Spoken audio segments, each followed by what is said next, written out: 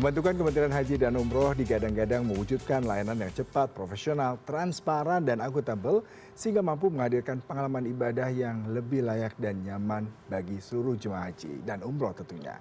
Publik menaruh harapan besar pada inisiatif baru ini. Dan untuk mengolaborasi hal ini sudah hadir bersama kami Wakil Menteri Haji dan Umroh Pak Dhanil Azhar Simanjuntak. Selamat pagi Pak. Selamat pagi. Selamat bertugas dan tanggung jawab barunya. Terima Pastinya kasih. Panggil semua. Bang Dhanil Ya, aja. Bang Dhanil ini tanggung jawab besar dan selamat sebelumnya untuk tanggung jawab Terima ini. kasih. Bang Dhanil bisa ceritakan sejauh ini seperti apa nih transisi dari BPIH pastinya dan Kementerian Agama dan menjadi suatu kementerian baru terkait dengan pelayanan haji dan umroh, Bang? Ya, pertama kan sebelum saya menjawab praktis apa yang Anda pertanyakan tadi adalah harus dilihat terkait dengan pendirian Kementerian Haji dan Umroh itu dengan dua alasan dalam perspektif Presiden Prabowo. Pertama itu adalah argumentasi pragmatis, kemudian kedua adalah argumentasi historis politik. Argumentasi pragmatis sederhana, Presiden itu dalam kebijakan pembangunan beliau itu mengusung spesialisasi terhadap sektor-sektor yang memiliki skala of ekonomi besar.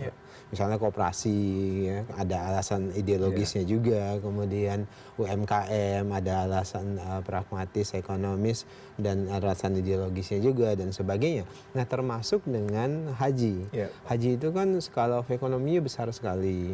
Haji itu perputaran uang setiap tahunnya lebih dari 40 sampai dengan 50 triliun per tahun. Karena jumlah jamaah haji kita paling besar di dunia, jumlah jamaah umroh kita juga paling besar di dunia. Jamaah umroh kita setiap tahun hampir 2 juta jamaah haji. Dan kemudian haji per tahun itu hampir lebih dari 200.000 dengan perputaran uang tadi saya sebutkan hampir 40 triliunan.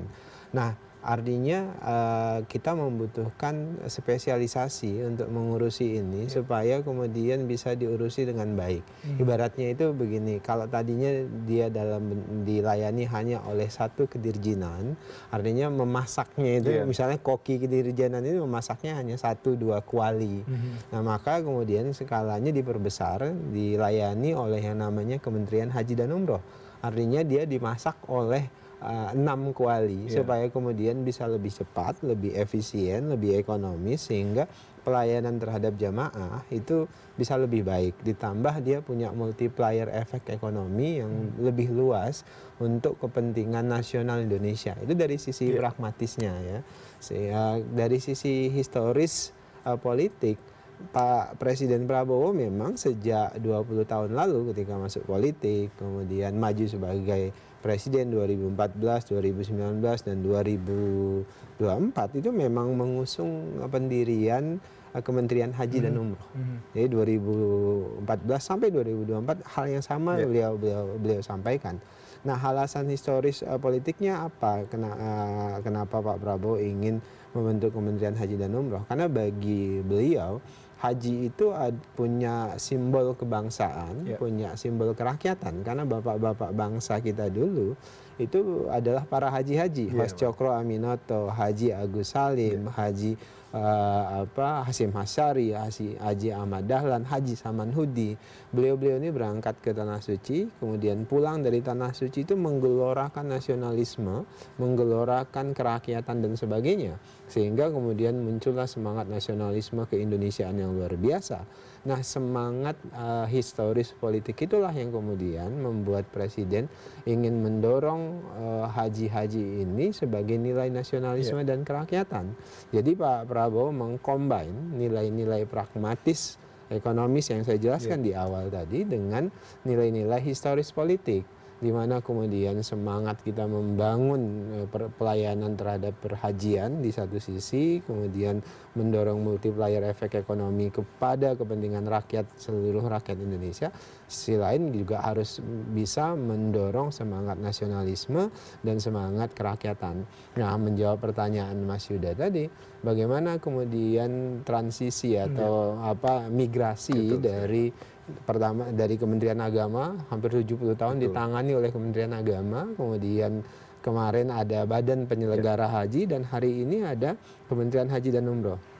Memang kemarin Presiden itu membentuk Badan Penyelenggara Haji.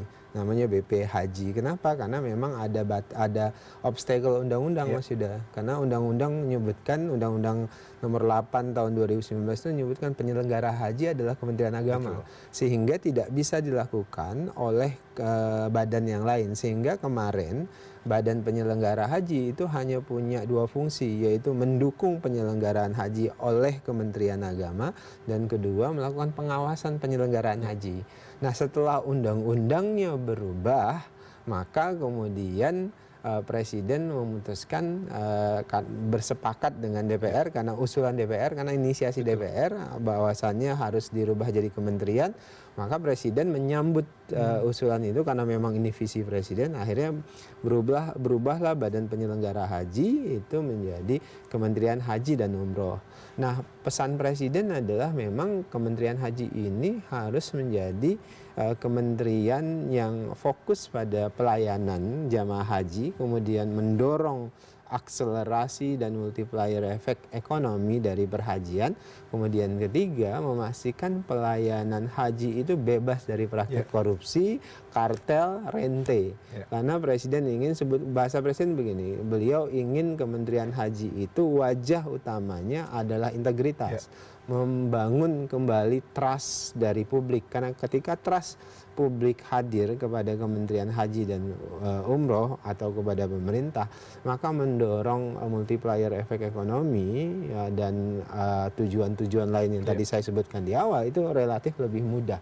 Nah, itulah yang sekarang kita akselerasi. Nah, Kementerian Haji ini nanti sebagian besar memang SDM-nya itu migrasi dari Kedirjenan Haji di Kementerian Agama sebelumnya. Walaupun perintah Presiden terang kami harus melakukan assessment ulang. Artinya yang kami assessment adalah mereka-mereka yang pindah ke Kementerian Haji itu harus dipastikan punya dua syarat utama. Syarat pertama dan utama itu adalah integritas. Karena ada masalah integritas selama ini dalam penyelenggaraan haji kita. Anda ketahui ada kasus korupsi yang terus berulang setiap tahun. Kemudian kedua tentu adalah kompetensi teknis. Nah, sekarang kami dalam proses itu, melakukan assessment terhadap seluruh SDM yang nanti akan duduk di Kementerian Haji dan Umroh sampai ke bawah. Assessment ini adalah bagian untuk menciptakan trust dan integritas dari Kementerian Haji yang mungkin boleh jadi akan mengemban banyak sekali tugas. Kita bicara mengenai banyak kebocoran, tadi Bang Dali juga mengatakan hal tersebut ya. Bagaimana Kementerian Haji bisa menjawab tantangan ini dengan tenggang waktu yang terbatas karena 2026 sudah berjalan haji yang baru, Bang? Ya, memang dilema kami dan tantangan kami hari ini adalah menghadapi pertama kami harus mempersiapkan institusionalisasi terhadap Kementerian Haji. Artinya ini kementerian harus dibangun sebagai badan yang settle, kuat, bisa dipercaya oleh publik. Di sisi lain, di waktu yang sama kami juga dibebani untuk mengakselerasi dan memperbaiki penyelenggaraan. Karena bulan April nanti sudah mulai keberangkatan haji. Dari hari ini pun kami sudah mempersiapkannya. Jadi kami sudah mempersiapkan hari ini misalnya ya, kami mengirimkan tim pengadaan untuk persiapan syarikah namanya, perusahaan yang akan mengelola kegiatan di Arafah, Harmusna, Arafah, Musdalifah dan Mina. Juga kami sudah mempersiapkan tim untuk pengadaan akomodasi dan sebagainya, maupun persiapan-persiapan. Jadi sejak awal nih kami melakukan persiapan. Nah, untuk itu memang hal-hal yang teknis ini kita lakukan sebagaimana mestinya. Tapi titik penting yang sedang kami fokuskan adalah menekan kebocoran dalam penyelenggaraan haji. Jadi yang menyedihkan, Mas Yuda, itu adalah ini kan ibadah suci. Betul, Bang. Artinya puncak dari keberagamaan umat Islam. Kita kalau Mas Yuda misalnya kalau sudah naik haji itu kira-kira udah paripurna keislamannya. Ini tempat yang suci tapi kemudian ada praktek kotor di situ. Nah, selama 10 bulan saya ikut memimpin badan penyelenggara haji, saya temukan hampir semua sisi itu pasti banyak kebocorannya. Jadi itu yang kemudian disampaikan oleh Presiden, tugasmu sapu semuanya, babat semuanya praktek-praktek kotor dalam penyelenggaraan haji. Misalnya ya Mas Yuda, mulai dari proses pendataan data, pasti ada yang bocor yang kemudian itu membuat praktek rente segala macam. Nah itu juga terjadi kan hari ini yang sedang diusut oleh KPK. Mulai dari cateringnya, mulai hotel, mulai akomodasi tenda, hampir semua sisi itu pasti ada kebocoran, dan rata-rata kebocoran selama kami amati dan kami awasi beberapa bulan itu bisa 30 sampai 40%. Jadi kebocorannya itu luar biasa. Misalnya coba ya, kalau misalnya analogi saya, misalnya total transaksi catering, karena catering itu kan besar. Karena satu hari itu 3 kali makan untuk ribuan jemaah, dan untuk 200.000 jamaah, dan selama mereka tinggal di sana itu 40 hari, coba kalikan saja. Jadi ada hampir lebih dari 1 triliun untuk catering saja. Kalau kebocorannya itu 20 sampai 40% atau 30 sampai 40%, itu kan berarti bisa 200 miliar sampai dengan 300 miliar kebocoran terkait itu. Dan ketika presiden memerintahkan agar biaya ongkos naik haji bisa diturunkan, itu jadi rasional. Rasional gimana? Karena tugas utama yang harus kami lakukan adalah memperkecil, bahkan menolkan kebocoran-kebocoran ini. Ini yang sedang dilakukan oleh Pak Menteri dan saya, tapi tidak mudah tentu. Betul, karena ini status quo sudah lama praktek-praktek sini terjadi, dan kami muncul untuk melakukan bersih-bersih perlawanan itu. Dan saya terus terang sampaikan ke Presiden, ini pekerjaan berat, kami ingin menyapu, jangan sampai kemudian justru kami yang tersapu. Karena saya sebutkan di awal, ini kartel. Di haji itu ada fakta kartel haji yang luar biasa, dan mereka kuat, dan mereka jejaringnya di semua segmentasi, baik itu di pemerintahan, baik itu di luar pemerintahan, baik itu di Indonesia maupun di luar Indonesia. Jadi agaknya komitmen kami, Pak Presiden, Pak Menteri, saya, itu harus kemudian juga ditularkan kepada seluruh pelaku haji dan umroh, misalnya di sektor bisnisnya, kemudian teman-teman di pemerintahannya, itu juga komitmen itu yang sedang kami tanamkan, sedang kami tularkan secara maksimal hari ini, Mas Yuda. Dengan penegakan hukum, bersih-bersih tadi, menyapu semua kartel dan kemungkinan kebocoran, berarti optimis nih biaya haji bisa ditekan, Bang ya. Kemudian yang kedua, kalau kita bicara sejauh mana nih peran pemerintah penegakan hukum ini dukung, karena kalau Kementerian Haji Umroh sendiri berdiri seperti Bang Daniel katakan tadi berat, karena ini cukup lama. Betul, puluhan tahun sudah, Bang. Jadi PR kami sekarang itu, Mas Yuda, adalah mengembalikan kepercayaan publik. Itu pertama dulu. Kemudian kedua, BPIH memang amanah dan perintah Presiden tuh ditekan supaya lebih ekonomis. Nah, salah satu caranya melalui menekan kebocoran tadi. Nah, menekan kebocoran gimana? Harus ada penegakan hukum yang tegas dan keras dalam tanda kutip. Nah, ini jalan ini kami lakukan. Jadi saya baru kemarin itu bicara dengan Kejaksaan Agung untuk melakukan pendampingan secara kontinu terhadap proses persiapan pengadaan, penyediaan mulai dari catering, tenda, hotel dan sebagainya. Nanti teman-teman di kejaksaan yang selama ini dalam 70 tahun pelaksanaan haji oleh kementerian sebelumnya itu tidak pernah dilibatkan.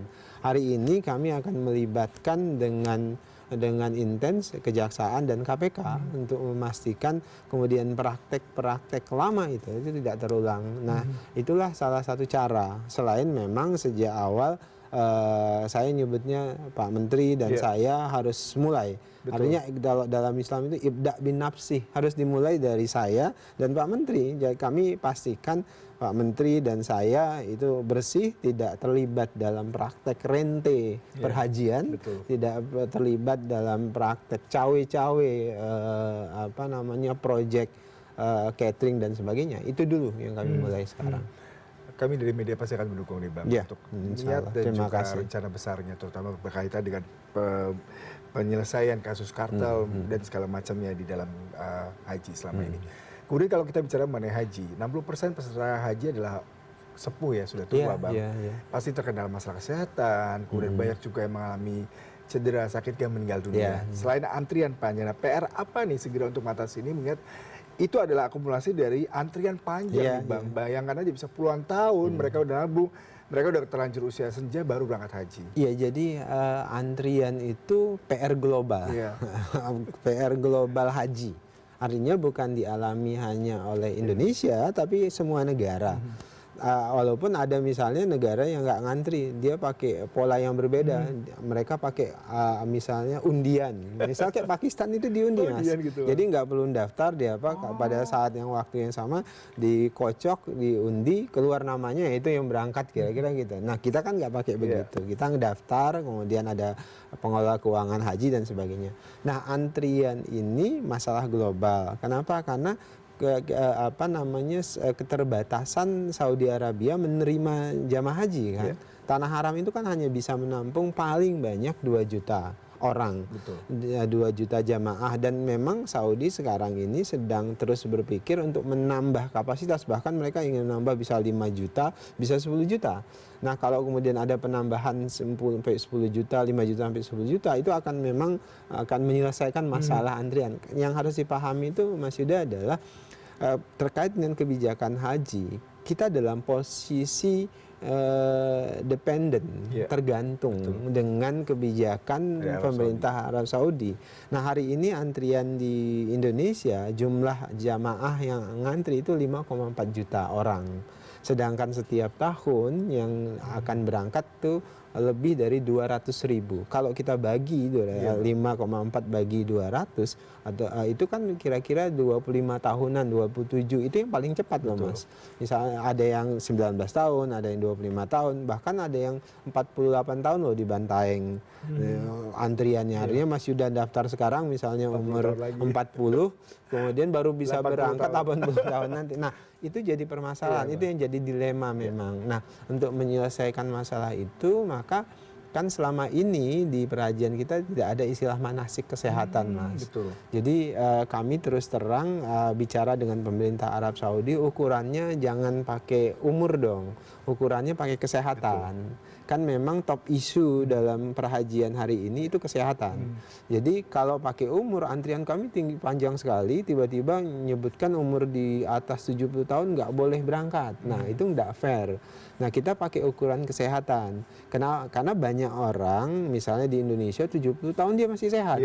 Masih kuat dibandingkan bahkan anak muda yang makan junk food misalnya, itu umur 30, 20 tahun udah nggak sehat gitu. Nah, sedangkan beliau-beliau yang petani apa segala macam umur 70 tahun masih sehat. Nah, makanya nanti Mas Yuda di periode 2026 ini kita buat manasik kesehatan namanya. Bukan hanya manasik ibadahnya. Baru pertama ada manasik kesehatan. Jadi misalnya Mas Yuda tahun ini dinyatakan berangkat, maka harus ada cek kesehatan awal. Nah misalnya ini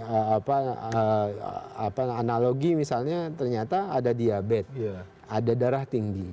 Nah maka Mas Yuda harus ikut manasik kesehatan. Artinya dipastikan selama masa sebelum berangkat, misalnya 10 bulan sebelum berangkat itu di maintain. Misalnya diabetes supaya nanti siap pas berangkat, sehat gitu, kemudian darah tinggi itu di maintain. Itu yang disebut manasik kesehatan. Nah makanya kan sekarang maksudnya di Kementerian Haji dan Umroh itu pusat kesehatan haji tidak lagi di Kementerian Kesehatan. Jadi bukan hanya migrasi dari Kementerian Agama, tapi Kementerian Kesehatan nanti semua dokter-dokter yang selama ini mengurusi haji itu pindah ke Kementerian Haji. Nah, para dokter inilah yang nanti sampai ke daerah itu memaintain yang disebut dengan manasik kesehatan supaya jamaah kita ketika berangkat itu siap. Karena selama ini terus lagi-lagi masalah integritas. Banyak sekali jamaah kita yang sebenarnya itu tidak layak berangkat, tapi kemudian berangkat. Misalnya ada diabetes akut. Ada misalnya contoh ya, tahun ini 2025, saya datang ke asrama, ke hotel, ada ibu-ibu yang diabetes parah sekali, di belakangnya itu sudah bolong Mas. Punggungnya itu sudah bolong seperti itu. Akhirnya ketika sampai ke sana, beliau nggak bisa ngapain-ngapain. Tapi pertanyaannya kok bisa lolos Iya. dan berangkat, dibiarkan berangkat. Berarti kan ada kong kali kong, ada yang nggak benar dari proses pemeriksaan kesehatan. Nah, hal-hal seperti itulah kita mulai dari integritas, dari integritas para petugas kesehatan, mulai dari puskesmas dan sebagainya. Kemudian tentu untuk mencegah itu semuanya kita mulai dengan manasik kesehatan.